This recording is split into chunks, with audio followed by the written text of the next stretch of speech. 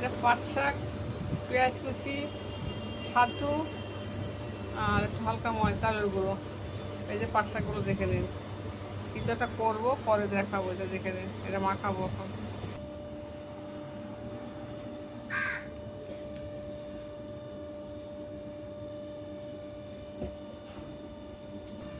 এই যে পাট শাকের তাওয়া পাতুরি করবো, দেখাচ্ছি একটা।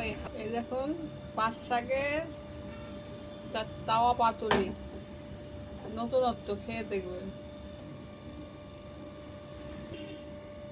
পাট শাকের তাওয়া পাতুরি দেখুন বন্ধুরা, কেমন লাগছে দেখতে। ভালো লাগলে লাইক শেয়ার। হাই বন্ধুরা, আমার পাট শাকের তাওয়া পাতুরি কিরম লাগে দেখতে, করে একবার খেয়ে দেখবেন, আরো সুন্দর লাগবে খেতে। আমিও নতুন করছি, আপনারা একবার খেয়ে দেখতে পারেন কিরকম লাগে।